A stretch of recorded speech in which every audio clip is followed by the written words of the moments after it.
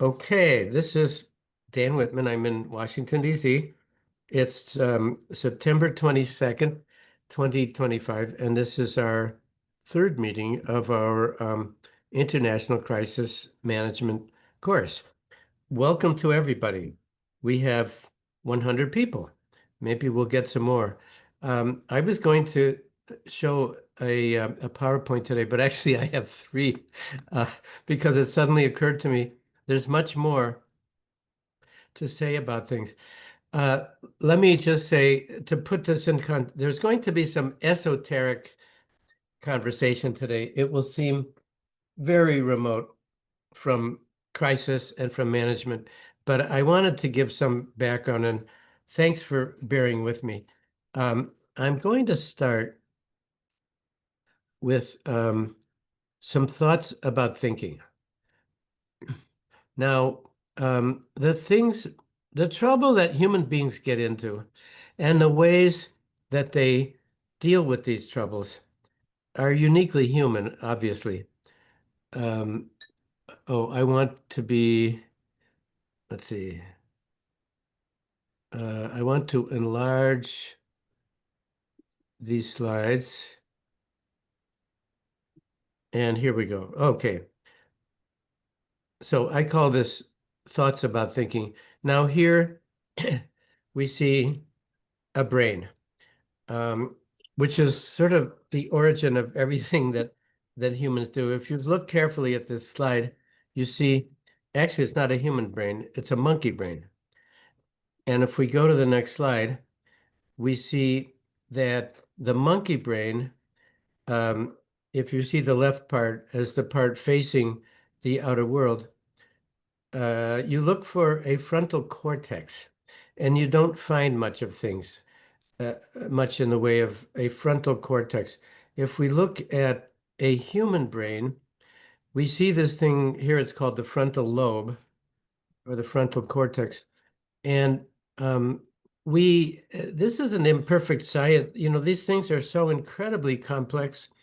I deeply admire scientists and medical researchers who are able to figure these things out. The human brain is incredibly complicated. Anyway, the frontal lobe, which we do know is unique to humans. I think um, other apes have a frontal lobe, but a very small one. What does the frontal lobe do? Well, it gives us depth perception. It gives us an added advantage in how to perceive the world, and it gives us something we'll call conscience. How do you define conscience? My favorite definition, the thought that somebody may be watching. Um, this sense that humans have the idea of guilt, the idea of regret over something that I did, the idea of wanting to find a solution to a problem on a more simple, I won't say primitive, on a more simple level. Other mammals, and in fact, all animal life, have ways of approaching challenges and dealing with them. Humans have an extra gift, but it's also a burden of that is brought to them through the frontal cortex, and it among other things, it gives them this thing called conscience. Now we all know people would we would say that person has no conscience, and I'm thinking of some political leaders in the world. Um, so this is relative, of course, but this is something. When you see a dog who looks ashamed because the dog did something on the rug, this is not absolutely unique to humans, but it is something that we have uh, developed more, let's say, than other thing. Now, the other thing about um, I'm admitting people, sorry, here we go. The other thing about the human brain, I wanted, this is pretty esoteric, folks, but I want to point out the binary nature of humans. In fact, of all animal life. There's a left and a right. Normally, with some exceptions, we have a left hand and a right hand, two eyes, two ears. two of many things. And in the brain, following this idea of binary, sorry, I need everybody to mute. I'm going to do that. Okay. Okay. Um, in the eye, you're probably familiar with this, the rods and the cones. Let's look at them. The rod on the left, um, the rod on the left detects light.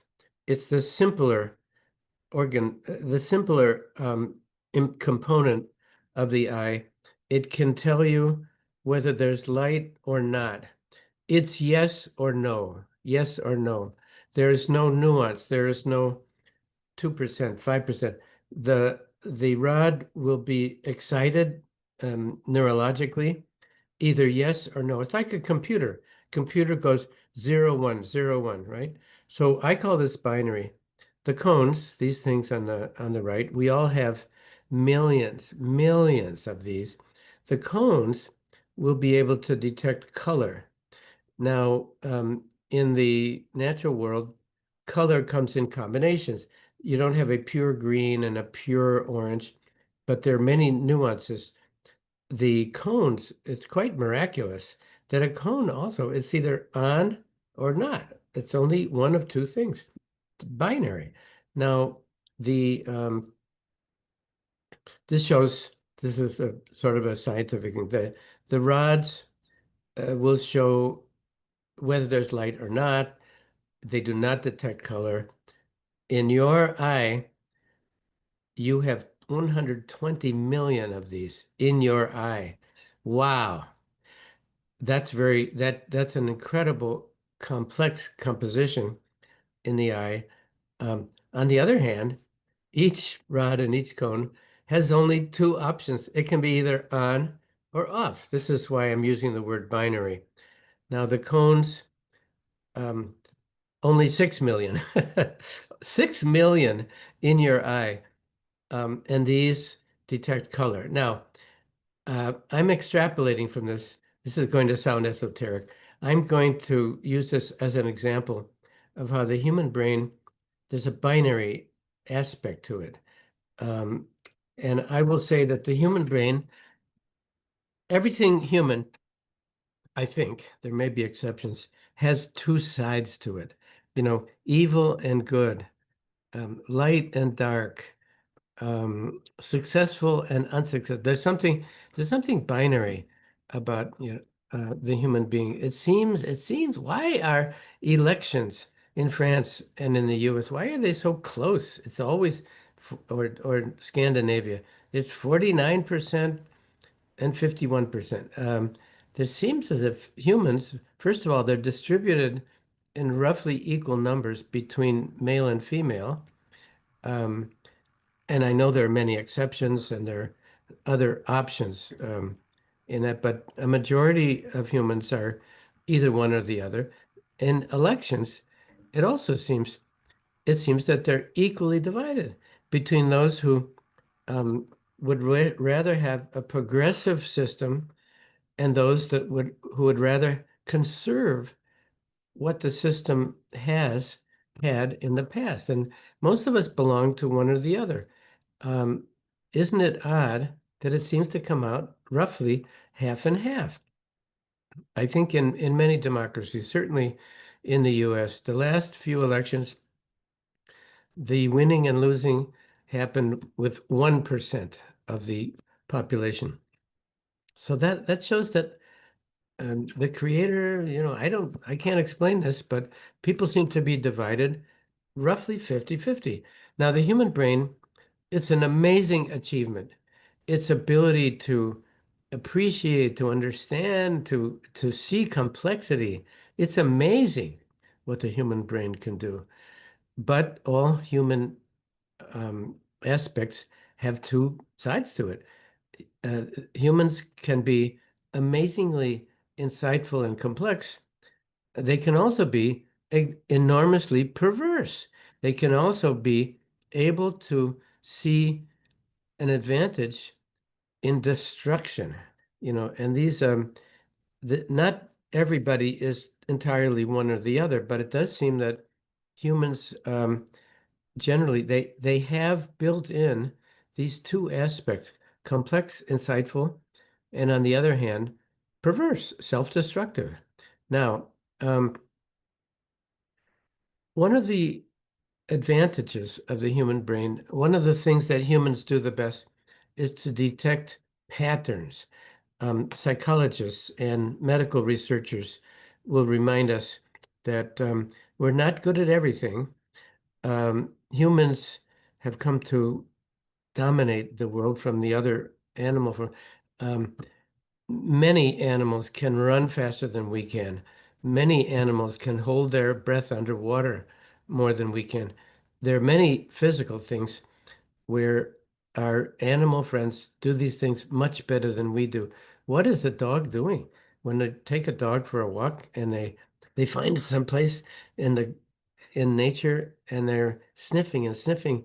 We don't know. They're taking in enormous information. We use dogs to help if there's a disaster and if people are stuck under, God forbid, the destruction of a building by bombs. We take the dog to tell us, is there a survivor down there? Now, so we're not good at everything, but we are good at detecting patterns. And it seems to be what gives humans their advantage in nature. Detecting patterns gives us the ability to empathize with tragedy. We last week we talked about Oedipus. Why is Oedipus a tragedy and not a comedy? Because we sympathize. We sympathize with Oedipus. We want him to have a good ending, and he has a very, very bad ending. So we call this tragedy. On the other hand, we delight in comedy. The man in America, the sort of standard joke, it's not very funny. Man walks down the street, there's a banana peel, the man slips and falls. It's a very basic, primitive humor. Um, why is that comedy and not tragedy? Because we have no sympathy. We don't understand and appreciate the complexity of that man. He's just somebody. The process of comedy and tragedy is identical. It's a pattern which is established, and then the rupture of the pattern. If we sympathize and understand and care about the person, and when something bad happens, that's tragedy. If it's just somebody, then we call it comedy, but it's the same process. Both of them establish patterns and then break them. Now, the other thing that the complexity of the human brain um, gives us as an advantage is the ability to categorize and to understand complex systems. And I'm thinking here of taxonomy, you know, and Carl Linnaeus, 18th century Swedish biologist, kind of created taxonomy. Let's take everything that we see in the world. Is it alive or is it dead? Binary, binary. Yes, no, yes, no. Alive or dead? Okay. It's alive. Okay. Does it have a skeleton? Yes or no? If yes, does it have an exoskeleton or an endoskeleton? And you see, the process of taxonomy, which I think is unique to humans, it's infinitely complex, but it's based on 1, 2, 1, 2. It's that simple. We understand complexity through this binary system, which is the way our brains work. It's amazing what we can do with that. And yet, at its basic level, it's extremely simple. Taxonomy. This is just a colorful rendition of uh, does it swim? Does it fly? Does it walk? Does it not move? Um, Through this, we have the millions of species of plants and animals and inanimate objects, rocks. Geologists work with inanimate objects, and they too use a taxonomy. So um, the human brain is, I would stress, the gift, the great talent of the human brain is to detect patterns and then to further to reflect on how the patterns are broken. When you have a pattern, oops, something happens. That's an abnormality, an anomaly. And our word for that is irony. Irony is the element which will break a pattern and show us that the pattern did not go on forever. It was interrupted in a way that may give us comedy or tragedy. We delight in both as humans. We need both of these because our brains are wired that way. As I've said, comedy and tragedy, I see them as identical. The only difference is the element of sympathy. If we care about the character in the movie, in the novel, in the play, then we call, and if something bad happens, we call that tragedy. If it's an unknown person, it's comedy. Okay, we talked about Oedipus before. Now, those are some of the advantages, I would say, the advantages of the binary way that human brains work. There are disadvantages. Obviously, the source of conflict among nations and clans and tribes, we versus they. You belong to me or you belong to the other. It's binary. Now, this is something in the human brain, in my opinion, which is not admirable and which leads us to bad things. This same quality of the human brain uh, gives us fear and even hatred of the unknown. Now, I live with my clan. I live in maybe a prehistoric culture and society. The land that I live in has no name. It's not a nation. Um, but there's another clan across the hill, and I'm afraid of them. I don't understand them. They're not they're not familiar to me. And if they're not familiar, I tend to think of them as enemies. And obviously, this can lead to conflict. Another negative in the human brain, unless we really work at our own educative process, we tend to make quick judgments based on inadequate data. I walk down the street, I see a person, or I'm in the bus in Washington. I see a person. I instantly make a judgment. I can't help it. I don't know anything about the person sitting opposite me in the bus, but the person has some physical aspects. There may be color involved or size, or how is it that I can look at a person and I can think that I think that's a woman and I think she's 40 years old. Can you imagine the complexity that we have to make an instant um, judgment or an instant impression? Isn't it amazing? How do you know? By looking at a person, they seem to be 40 years old or 15 years. Is it the size? The enormous amount of data that we take. Again, the data, however, each element of the data is binary. It's yes or no. So, and of course, superstition is another downside of the human brain. If we don't understand something, and we inevitably we need to understand as humans. We don't like not understanding, so we fill the void with. Some people would argue that religion is a way of filling our need to know the invisible. Religion, science, also superstition. Now, I'm not sure this is a negative, but of course, we are conflicted as humans between the heart and the head. The heart, the sympathy, the feelings that we have give us very different ways of action than the pure reason. Um, Let me uncover Blaise Pascal, a French philosopher who was deeply religious, deeply troubled. Pascal had he may have been a psychotic, actually. He suffered greatly. He had terrible nights of agony.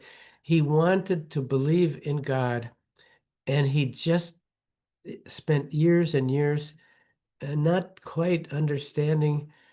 He lived in a Christian environment. He wanted to believe, and yet, as a honest thinker, he wasn't able to get to that point until later in his life. And his famous sentence, Le cœur a ses raisons que la raison ne connaît point. The heart has its reasons which the brain can never know. Isn't that beautiful? Um, the sense that our logic, we have logic, we have the gift of logic, but we don't always use it. Um, I won't say that's a negative thing, but it's a challenge in being a human. We have intense feelings. We understand that um, in order to survive a crisis, we need to use our brains more than our emotions. But the emotions are tremendously powerful. Le cœur a ses raisons que la raison ne connaît point. He also says, le cœur qui sent Dieu, c'est le cœur qui sent Dieu et non la raison. It's the heart which senses God rather than reason. Here's a philosopher who spent his whole life wondering if you could prove that God exists. And what he concluded was, with logic, can't do it. But through the heart, in his case, every person has their own heart and aspects. It's the heart which senses God, not logic, la raison.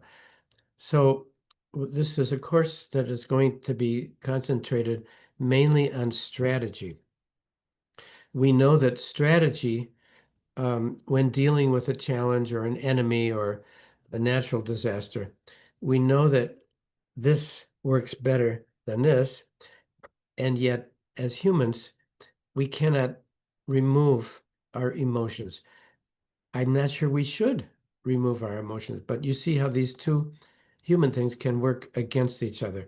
Now, interestingly enough, in the what we call the intelligence community in the US, um, this is of all the intelligence community, there for 15, I think, or 16, there's the Central Intelligence Agency, there's the Defense Intelligence Agency, there's the NSA and the INR. There's so many agencies within the intelligence community in the US.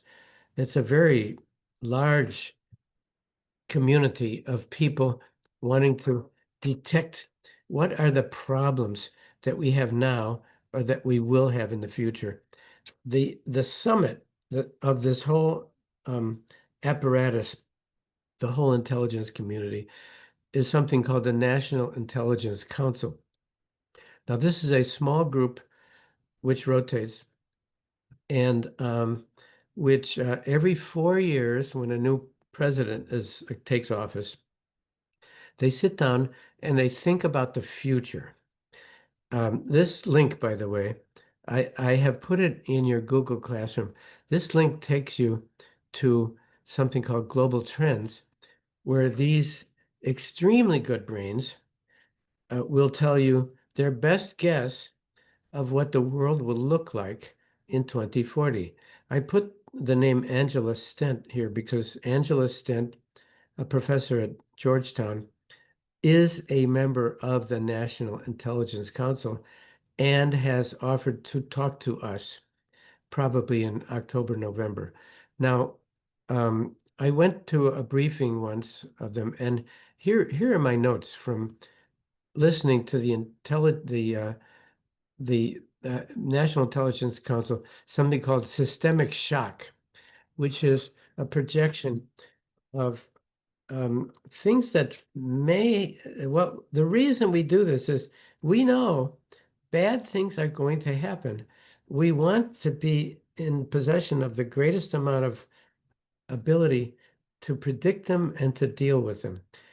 Just taking notes that day, and this was some years ago, humans are good at detecting patterns. Humans are not so good at thinking of disruptions. Now, when you see a disruption, we're very good at that. But to predict it, when will the next earthquake be in Haiti? Will there be a world war started by Vladimir Putin?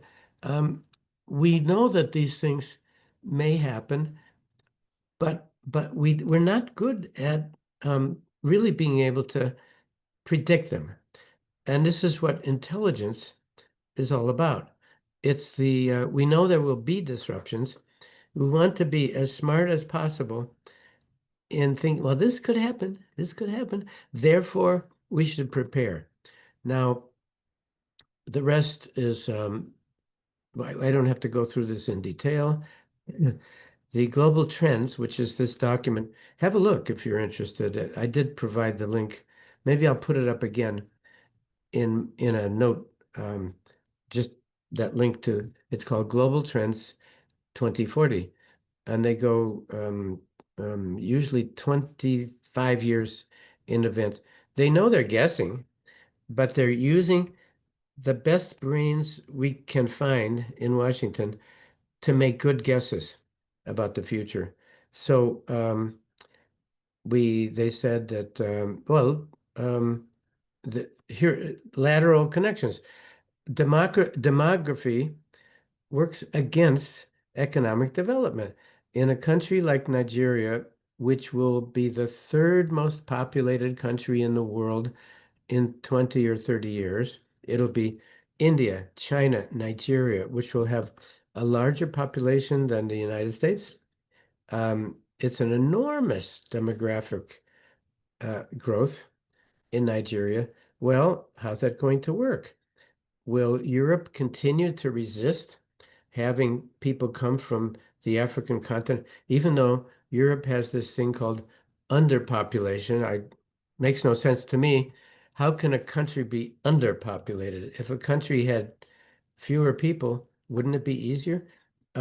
However, we know that people get old in Europe, in North America, in Japan, in China. They need help from younger people. The younger people are not there. They need immigration from countries with people who seek employment. Um, it seems very logical, doesn't it? Italy has a negative growth.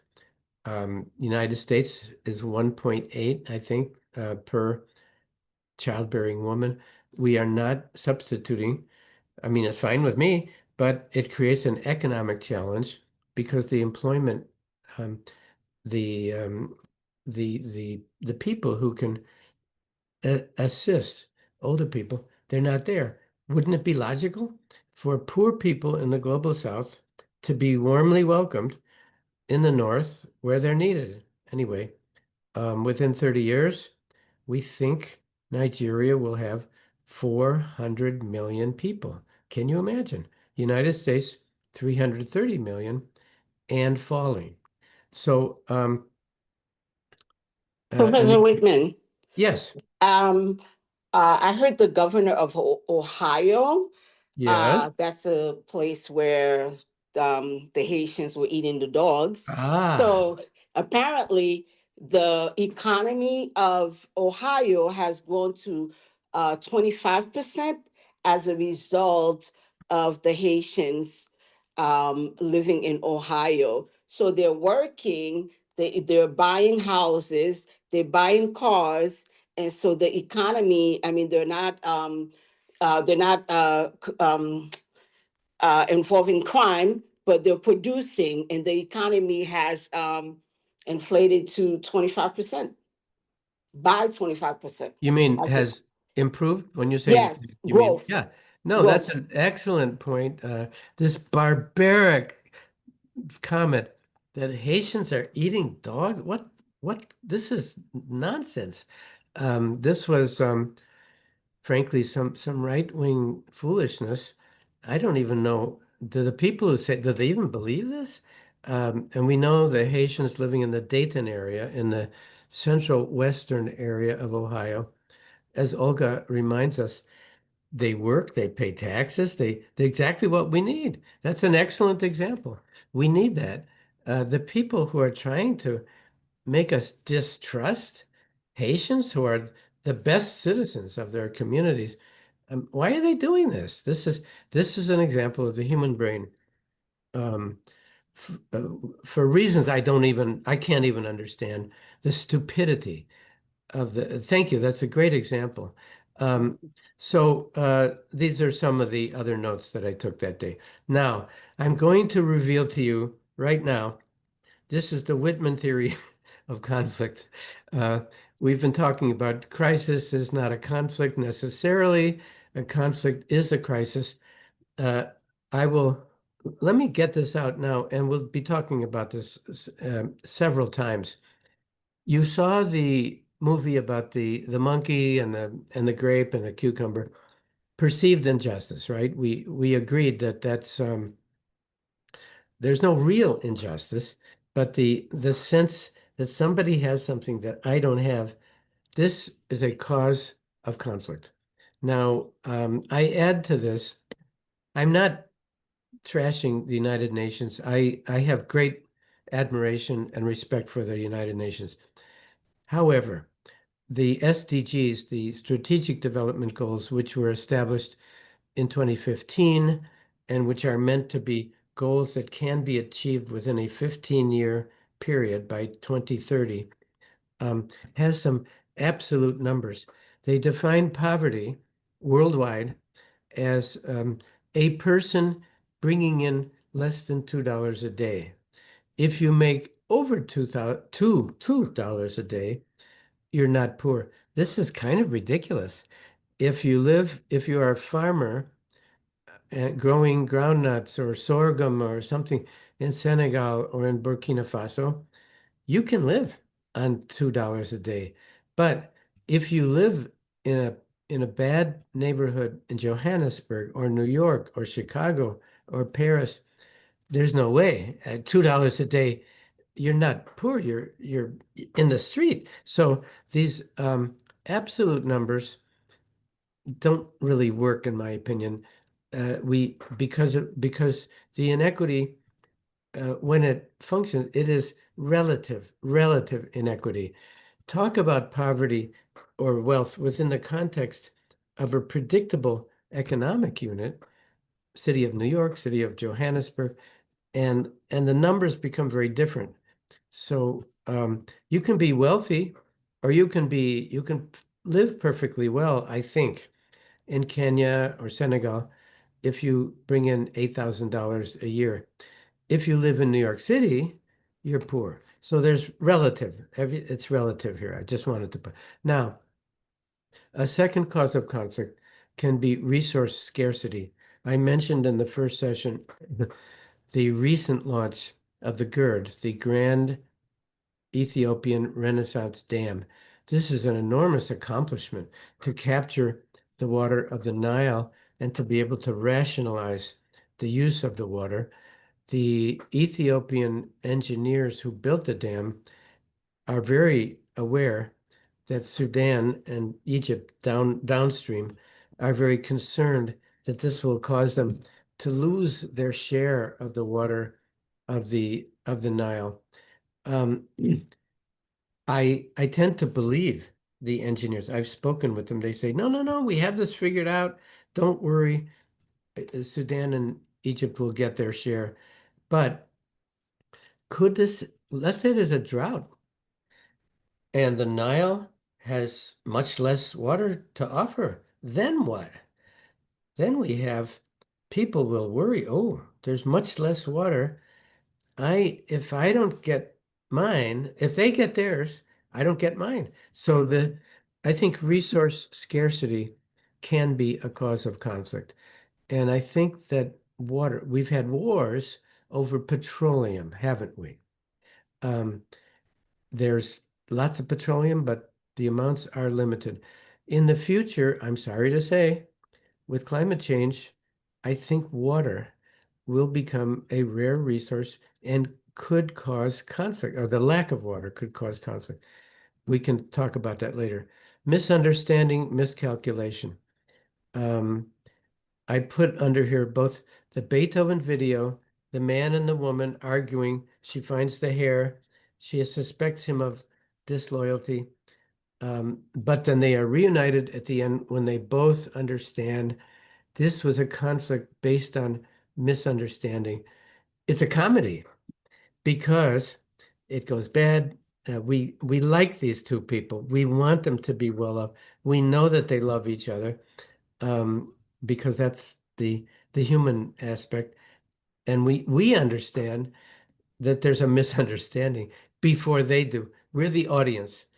The audience understands more than the characters in the drama. And then fear. I want to show you. This is a. It's hard to read this, so I'm going to read to show you in a moment. Here's a document I picked up when I was working in South Sudan. And this is, you see, it's a bad copy, so I've written it out. Um, that there are something like 50 ethnic groups or tribes in South Sudan, but there are two predominant ones, the Dinka, um, and the president of South Sudan is Salva Kiir, and he is Dinka. And the Nuer and the vice president of the country is Riek Machar. Now, these two men, you'll see, and let me skip ahead. Look at them. See how friendly they are? Aren't they having a nice time? They get together, they have lunch. They're very corrupt, these two individuals. And they shake hands, and then they go back and they kill, they have their people kill one another over the ethnic differences. Here's the text, this document that I got in a bad copy says basically this. It's written by a general who is Nuer. I greet and salute the entire Nuer community, the officers, the soldiers who sacrificed their lives to serve the innocent lives of the Nuer in Juba. Juba is the capital of South Sudan. I am against dictatorship and tribal government, which targets certain ethnic groups, those would be the Nuer, um, of the 65 tribes in South Sudan. We must leave our personal, my screen is clouded here, our personal differences and resolve the Nuer problem. That's us, the Nuer. Because what is happening is not Dr. Riek Machar. Riek Machar is the leader of the Nuer. Rather, it is a problem for the entire community. Now, we get to some very dark language that becomes I would say, the justification for genocide. And it's created by fear. I urge all Nuer youth to act immediately, take up arms, rescue their suffering families and the beloved ones. UNMISS is the UN refugee camp just a bit north of Juba. I, General Peter Gatak, reaffirm my commitment to support the Nuer and side with my community. I'm ready to restore hope. Now, I argue this is the type of reasoning which leads to genocide, and it's based on fear. Milosevic in Serbia in the 1990s was able to convince, maybe he had fear, maybe he didn't. He convinced his people, the Serbian people, that they were under threat of being wiped out and they had to kill the Bosnians and the Muslims and the others who were not Serbian in order to survive. And they committed genocide. Um, Now, whether the leader felt the fear, we don't know. But we do know, he was able to inspire fear among his people in order to get them to kill the others. That's how genocide happens. Um, Now, I think this is the last slide in this PowerPoint. I have a couple more. What do we do as practitioners, whether we are in the military or industrial or commercial or psychological or community, dealing with community trauma, and certainly economists? The tools that we have to deal with these challenges, there are four of them: policy, tactics, strategy, and grand strategy. Again, there's going to be some repetition here. Let me say very briefly. Policy, it's very simple. It's a statement of what I want. My policy is to have ice cream for every individual. Okay. That doesn't mean I have figured out how to do it, but that's my policy. It's a statement of my wishes. Tactics are the use of logic that will get you through a day of crisis or of conflict. Tactics, maybe you're on an 18th century battlefield and you have the Hessians fighting against the Austrians. I don't know. They're lined up against each other. The tactics are what the leaders of each group will utilize in order, let's go to the right flank, and maybe that's their weak point, and we can break through their military on the right flank, or maybe it's time to use the cannons that we've brought. Maybe that gets you through one day of conflict. Strategy is the reasoning that you use to get through a longer period of time. Tactics are short, strategy is long. Um, a tactical weapon, like these tactical nuclear weapons that Putin keeps talking about, have a limited range of maybe 1,000 kilometers or something like that. 1,000. A strategic missile would have, say, 10,000 kilometers. It's longer in duration. It's longer in distance. So strategy is how we think ahead, when we think not for today, but 5 days from now, thinking of the future.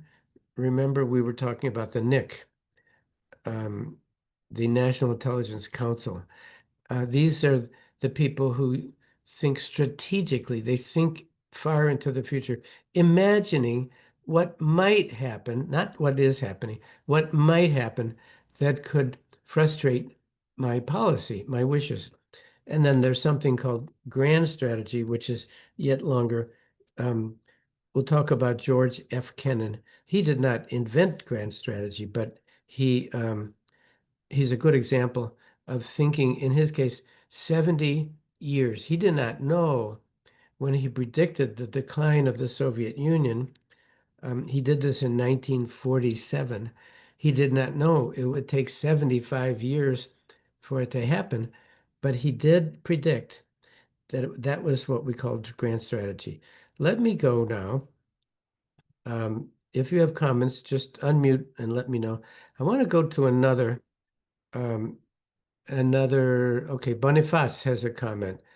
While we listen to you, I'm going to try to figure out what's happening here. I want to go to a different, again, this happened last time. Anna Sobolyevska, your comment? Yeah, maybe Boniface want to be first. Yeah, sorry, let me mute all again. We're getting some noise. Okay, Anna, you had a comment? Yeah, when you was talking about the disadvantages of our brain and how we make quick judgments, I just made a parallel with what Daniel Kahneman's called System One, our fast, intuitive, and automatic thinking system, which work effortlessly and without control, just responding to some stimulus. And then there is the System Two, which is a slow, conscious thinking, and it requires some concentrations, focus, and efforts. And he just recommends us to develop this system too, uh, to train this, to work with our subconscious, and make decisions based on logic. Wow, and who is this person? Who is that? Who has developed this? Daniel Kahneman, and his book is Thinking Fast and Slow. Wow. Send me the reference and I will put it in Google Classroom. Wow. Interesting. Obviously. Yes, a lot of good brains have talked about this. What I'm saying today is pretty basic. To me, this was a discovery. Um, Many people are way ahead of me on this. Boniface, yeah?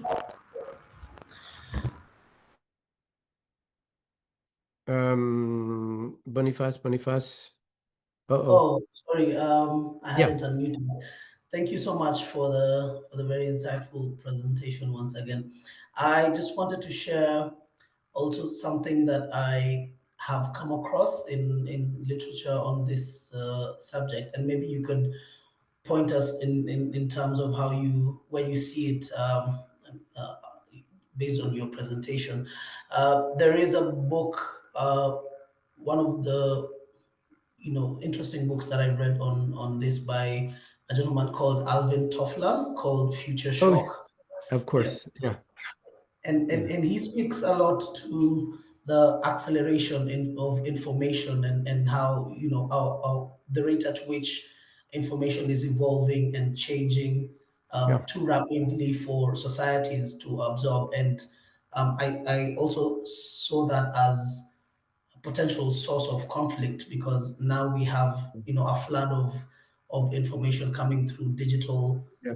platforms, and Yeah. so where do you locate that in sort of the sources of conflict Yes. obviously? Wonderful, wonderful comment. His book was, everybody was talking about that book 20 years ago. He didn't know, he couldn't know about Google or artificial intelligence, but he did predict it, didn't he, Boniface? Also, Marshall McLuhan, the Yeah. Canadian theorist, the medium is the message or the massage, and he also predict there's something coming. I don't know what it is, but there's going to be a rapid acceleration of information sharing. Both of these individuals were extremely popular in the United States 20 years ago. And it turns out they were right. Now, Nicole, um, um, Hello? yes, we hear you. Yeah, Yeah, you can hear me. yeah, Okay, I just wanted to touch on something from your presentation yeah, about Nigeria's population growing to around 400 million in the next 30 years. yes, Uh, from my end, I don't think that would be possible because at the moment we have so many Africans migrating from Africa to Western and Eastern countries, and most of them, it's like they go and they go for good. They only come back maybe during burials or when they are dead. So for me, I don't think the population is not going to grow, but the population will grow in those other non-African countries. yeah. That's my input. Thank No, you. thank you very much. What we know, and this is very tragic, many Africans want to leave and go to Europe and North America. Uh, Tragically, many of them never arrive. Um, they drown in the Atlantic off the coast of the Canary Islands or in the Mediterranean. Many are frightened. The younger people, their parents tell them, "Don't leave, don't leave. Something bad will happen." And tragically, bad things do happen. That's a good point, Nico. We don't know. We have had predictions in the past of rapid population growth in the global south. And then when you go through 10 years, you realize, it wasn't that rapid after all. Because as cult, it's a generalization, as people gain a bit of wealth, it seems that the population growth diminishes when people have material wealth. I'm not sure why that's connected, but it does seem that the predictions are off. Very frankly and honestly, I think extreme population growth can only be a terrible challenge. And I love Nigeria. I've lived in Lagos. I think 200 million is enough, I think. But you're quite right. Many people want to leave. The few who succeed don't come back. You're quite right. Now, Japheth, and I want to try to very quickly go through one more PowerPoint, if we can stay for maybe 10 or 15 minutes more. Japheth, Wambua? Hi, Yeah. my name is Jafeth. I'm from Kenya. Yes. I just want to describe to disagree with the speaker who spoke last. She was saying that the prediction of Nigeria growing to 400 million people. that it can't be possible because many of the people are migrating to other nations, and when they succeed, they don't come back home.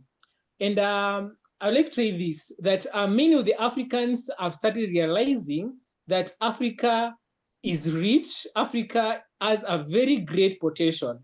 And many people, they're not quite, they do not quite want now to migrate to other nations. We can also check on the other nation restriction that they're put in Africans so that they can go to those nations. So you find that many African people, they don't even apply to those, many of them, they don't even apply to those visas because they know, first of all, I'm going to use my money to apply for this visa. And it is not 100% sure that I'm going to get these visas. So this kind of restrictions will block people from migrating to other nations. So my take on the Nigerian part, the population growing 400 people, 4 million people. And I can say there's high poverty level. And they say that the high poverty level, it has encouraged children to be born in a very increasing rate. And if you check the number of people who are from Nigeria who are going abroad, it's very, very few compared to the people who really want to live into that country.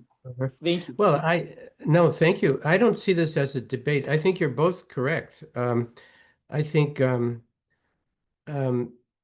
we do know that many people in countries that have inadequate leadership, they're looking for options.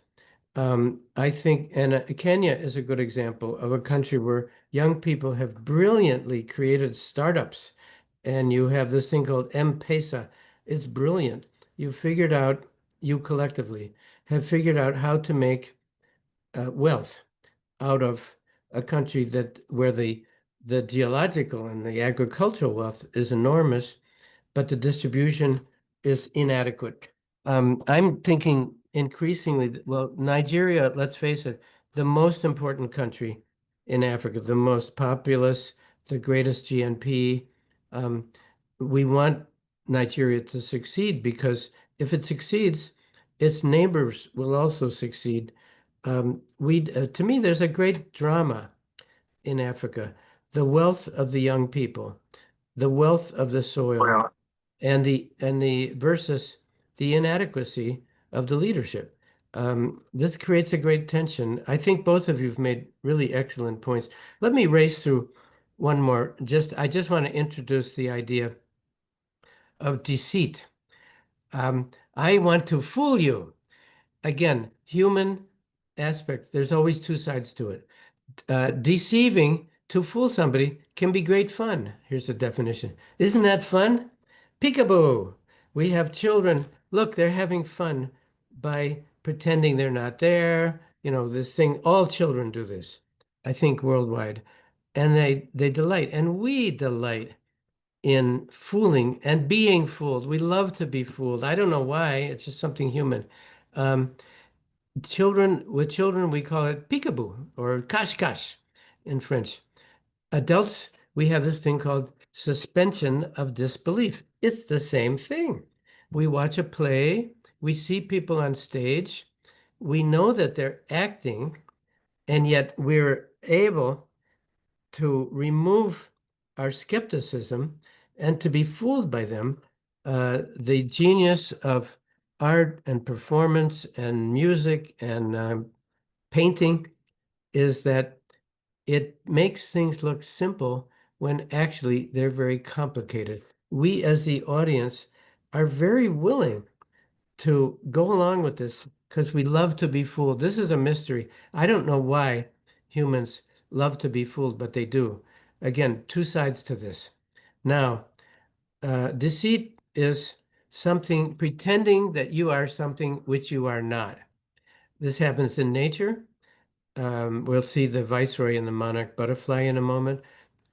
the false flag operations that the Russians have engaged in before and during the conflict, where they try to make it seem as if something is happening, but it's not them, when really it is them. This is deceit. This is strategy. It is the basis of strategy. There's a close connection. Here's where we get esoteric. In art, in performing art, there's also strategy based on the same principle of deceit. Now, in nature, we have, many of you are familiar with this, the monarch butterfly and the viceroy butterfly. They look the same, okay? One of them is poisonous and one of them is not. The birds that eat butterflies understand that they may be eating something that's poisonous. Therefore, they don't eat either the monarch or the viceroy. Now, is this something that came through a brain, through a logical thing? No, I mean, it was natural selection. It happened by accident. I don't think butterflies have the intellectual capacity to purposely deceive, but nature has made it possible for them to do so. We call this mimesis. Mimesis. Mimesis is the process of pretending to be what you are not. Now, in Hamlet, the play within the play, if you're familiar with this, they want to reveal the guilt of the murderer in the drama, and so Shakespeare has a play within a play. This wonderful quote, "The play is the thing wherein we'll catch the conscience of the king." They want to enact a drama which will cause the king to confess. Um, and what is this is a marvelous process. By creating a play within a play, what Shakespeare does is draw us further into a fiction so that the result is the play of Hamlet to me becomes real. It's I have no problem identifying with a fiction because there's a more complex fiction within the fiction. Therefore, he draws me in, and for me, Hamlet is real, and Ophelia, his daughter, his sister, is real, and this is a marvelous process which was used quite a bit in Europe in the 16th and 17th century as a technique to make us believe something which is in fact fictional. Now, I would love to spend an hour on this. Diego Velázquez, the Spanish painter, 1656, Las Meninas. I think we don't have time to go through all of this. This is one of the most famous and fascinating paintings ever made. Let me just race through this. Let me say, if you remember the video of Sid Caesar and Annette Fabre, and she takes the hair from his shoulder. Do you remember that? Did you see the hair? You thought you saw the hair, but we know there wasn't one. It was acting, it was art that made us not even doubt that there's a hair. Did we actually see it? No. Here's an amazing work of art. I think it's my favorite, actually. Here's the situation in brief. We talked about Philip II in the late 16th century, who invaded the Netherlands. We want you to be Catholic, and he was defeated. Now, this was sort of the high point of the Spanish monarchy. From there, it went down. In the following decades, Philip II, there was Philip III. Philip IV was in trouble. What is the main task of a monarch? To have children. No heir. Philip IV married Elizabeth of France. No children. Terrible. Well, conveniently, she died. So the king got to remarry. He married somebody named Mariana of Austria, and they had a child who was a girl. The Infanta is the one who will inherit the throne, Margarita Teresa. Now, here's the girl. If you can see my cursor, she's the the center of attention. She's 5 years old in this painting. Now, what's going on? The first question I will, nothing in this painting, nothing is what it seems. Everything is deceitful. This is, where is the window? Where's the window? Well, it seems you will tell me the window's on the right. Do you see the window?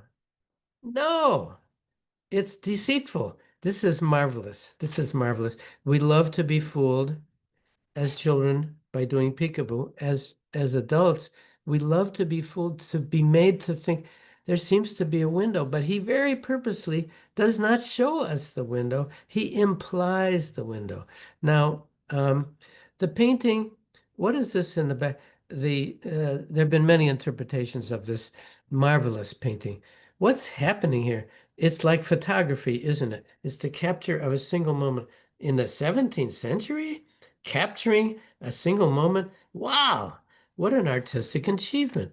Something is being interrupted here. The painter, and this is a self-portrait of Velázquez himself, looking, who's he looking at? Is he looking at Jaffe? Is he looking at Nicole? Is he looking at me? Maybe he's looking at the royal couple, Felipe and the king and the queen, who may be the two individuals that we see in this painting or mirror at the far wall next to the Chamberlain who's opening the door. That's the what we call the vanishing point in perspective. It all ends at the Chamberlain who's opening the door. Apparently, we have the royal family that has interrupted a session where the painter has been doing a portrait of the Infanta. That's what it seems to be. And suddenly the royal couple has entered the room and everything is interrupted. The painter is looking at the royal couple whose image is reflected in the mirror at the back of the room. And this one of the ladies in waiting has just kicked the dog. Wake up, wake up. There's something important. Don't just lie there. She wants the dog to show respect for the royal family. Now, this is what it seems. However, people who've studied this painting tell us that the picture in the back of the room cannot be a mirror because the angle would be incorrect. There's nothing accidental here. Everything is thoroughly studied, and there's nothing is done by accident by this painter. So it seems that he wants you to think that this is a mirror of the king and queen, and yet the angle implies that it cannot be. Well, wait a minute. What's going on here? What's the point? What is the purpose of all of this? I see we're running late on time. Let me compress this. Every person who's ever seen this painting has a different reaction.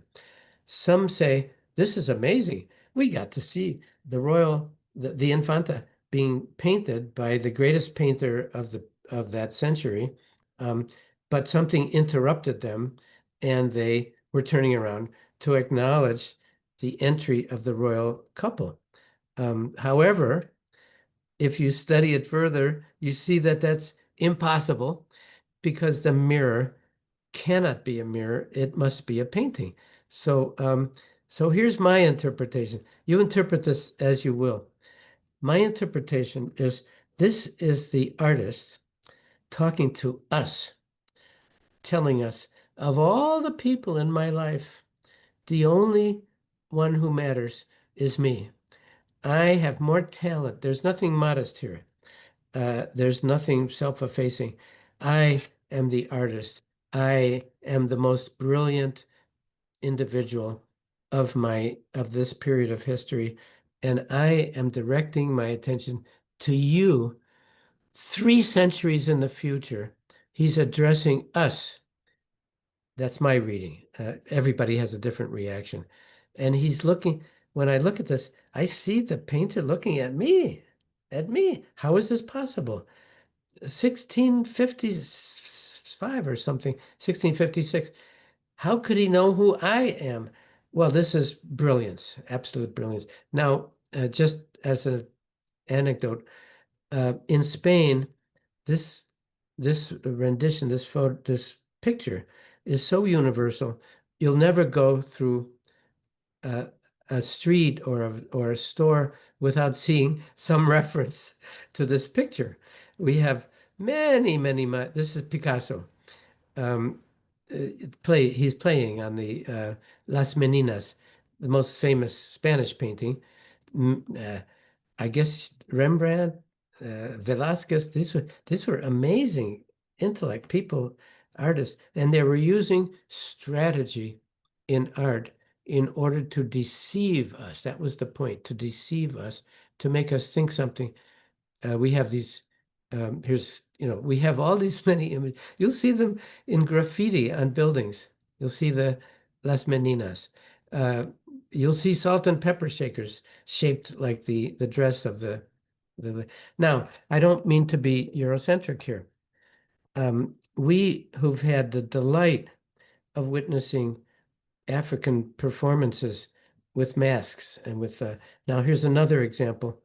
It's fantastic what happens in Africa when there's a celebration or the marking of an occasion with masks. We know these are masks, but we love to be fooled. We love to think maybe they're scary, maybe they're funny. They taunt us, they terrify us, and we love to go along with it. This is a mystery to me. I don't know why humans love to be fooled, but this is universal. And I think you could find examples in the Middle East, in Asia, in Latin America. This is I think Africans who are watching this will remember ceremonies that I've seen them, and these are experiences you'll never forget. They're lively. They excite the senses, and I greatly admire the people who do it. The existence in many cultures. Corneille, the French dramatist, one of his great plays, Le Menteur, the Liar, based on Deceit. In West Africa, we have a folk hero called Luc le Lièvre, Luc the Hare. And this is a bunny who's always outsmarting. He has no defenses. He's a rabbit. He can't physically oppose his enemies, but he outsmarts them. And he becomes, in the United States, Bugs Bunny. It comes from West Africa. The Trickster, which is a traditional German folk hero, Till Eulenspiegel. Same thing. A little guy, he has no money, he has no influence, but somehow he manages to find his way.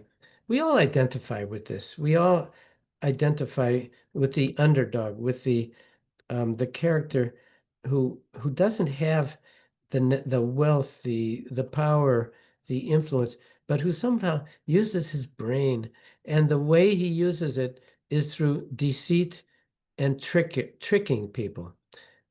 We get to the conclusion, which brings us back to our course. I've been esoteric. We talked about art and military strategy. I honestly think there's a relationship between what art does and what military strategy does. Sun Tzu, when you are weak, pretend to be strong. When you are strong, pretend to be weak. Your best chance of winning a battle is to trick the enemy. We call this strategy. This is my final slide for today. Lawrence Friedman wrote this book. All of my ideas in this course come from this book. This is a 800-page book. I highly recommend it. I don't know if you'll have time to read 800 pages. I have given you the first couple chapters in your Google Classroom. We'll talk about those, in which Friedman tells us everything I've just explained to you comes from Friedman. And he has promised to visit us and to speak with us at a later session. So, Professor, I want to Yes, tie in the deceit into something. please. Nigeria is the sixth largest oil producing country in the world, number Yes, two in crude oil. So what they should have been the World Bank for the entire continent of Africa. But correct. through deceit, they had, when I followed the whole electoral process, I'm Haitian, not Nigerian, when they were converting to democratic rather than military, what I Yes, found out at the time, they had three refineries, and two of the refineries they destroyed through deceit so that they could import and make more money by selling to their people. So the deceit that they use for capitalism, which is the distribution of scarce resources, puts them in a position where they'll never be able to evolve economically, because what they've done through the deceit is only just a few that's able to have. But if they spread a little bit of the wealth with the people, they would have gotten more money. And they do not understand the concept of economics. But anyway, it's through deceit. They're known for being corrupt, but you know, yeah. Anyway, That's a wonderful comment. It's a very sad comment. For me, it's a very emotional thing because I hate bad leadership. I hate it. I think the lesson, and thank you for reminding us that bad people use strategy also. I guess because humans, it's always good and bad. There are two sides. I guess the lesson is bad people use strategy. Good people must learn to use strategy better. We, yes. we good people, I think we're all good. Um, we must master this, and we must outsmart people who use strategy for selfish and negative reasons. These are not people who are going to make our lives better. Our lives can be better only if our strategy can be better than their strategy. That's kind of what this course is about. Did someone else have a comment? Thank you. I mean, this is very emotional I think, for Africans and for me who've lived in Africa. Um, what a wonderful continent! What wonderful cultures! It's varied. It's rich, um, but betrayed first of all by colonialism. We can't blame everything on colonialism, which disappeared 80 years ago. Uh, Colonialism left a very negative legacy. However, there are leaders. I'm thinking of Sani Abacha. What a nasty guy he was. Um, and we can think of other examples. It's tragic that these people gain and keep the power over innocent people. As I said last week, in my experience, 2% are the ones making all the problems for the 98%. And I don't know why and how they were able to do this, but we need to be smarter and to use strategy for the benefit of everybody, so that we can control the leaders who are betraying us. Thank you, They Bob. also they in cahoot with the multinational corporations. They get Absolutely. money from them, and so that's how they continue the colonialism. You don't necessarily have to be there now. You just use the leaders, the de facto leaders, and you get them to get all your resources, and you get about 5% of it, and they get 80% of it, Yeah. because you're not able to harness Yes. whatever good that you have. And this is an outrageous phenomenon in the global South. I'm sad to say this is beginning to happen in the United States. We have, this is not relative inequity. This is absolute inequity. I forget the numbers. The top 1% own 50% of the wealth of this country. It's crazy. And we must, we have no choice. We have to use strategy. The basis of strategy is deceit. I'm sorry about that, but that's the way it is. Yafet, I think this will be our last comment for today. I don't want to go way over. Yafet? Okay, thank you. On that, I think, do you think that the way people have the knowledge or the information, for example, we can take Kenya as an example, that for many years, people are being fooled by these leaders. But from last year, there's a change that from the people themselves, that they now know the government, they now know these people who have been in position for more than 30 years, who have been using our resources for their own benefit. What can we say on, can we say that for a person to be fooled, um, uh, having the knowledge about something, does it contribute for you not to be outsmart? I would, that's again, wonderful comment. I would say strategy, we're talking about human beings. We all have this ability to fool people. In a situation where wealth is being removed and where people are suffering from bad leadership, we have no choice. We have to be better at using this. Everybody has the ability to trick. We need to develop it greater than the people who are ruining our lives. I see Yafeth seems to agree with that. It's terrible. I wish we didn't have to think these things. Everybody has strategy available to them. And I'm sorry to say, some have figured it out, and it's not for our benefit. So it is our task to learn to use it more effectively, not to destroy them or maybe even punish them, but to get things the way they need to be, to get a genuine sharing of resources. In this world, resources are not shared, certainly not in Russia, increasingly not in the United States, and clearly not in the global South. This must be fixed, and we must be smarter than the people who are making it difficult It's for the for rest. all, it's all the developing nation, not just us, all the developing nation. And Absolutely. when you try by yourself, you get killed, like the president of Haiti. That's what they do. But you need the masses. The masses is what's going to make the difference, not Yep. the leadership. Absolutely. However, we act as individuals. We are not masses. We need to figure out how to convince large numbers of people to do things in their own interest. It's a delicate thing. When you get a mass movement, it can create terrible destruction. I'm not sure we really want that. The Kouri in Haiti, and I know Olga's very familiar with the Kouri. They didn't always do good things. They were masses.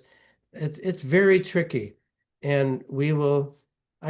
We again, we won't have answers in this course, but we will be thinking about this and figuring how can we use strategy for the general well-being of people. I think that's really what we're all about.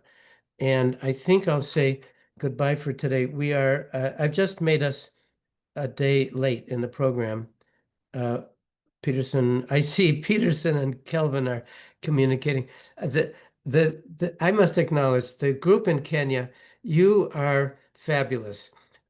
You are doing marvelous things, and I love your comments, and I love seeing you communicate with one another. Matthias, goodbye to all. We will get together on Thursday for more fun and games. Anyway, I didn't get a Deceit, mentor. So do I send it to you? anybody who thinks they need a mentor, send me an email. Thank you. Thank you. I did. Okay. Maybe I didn't see it. Send another if you would. Thanks. Okay, will Okay. do. Goodbye for Bye. today. Bye-bye. Bye-bye. Bye.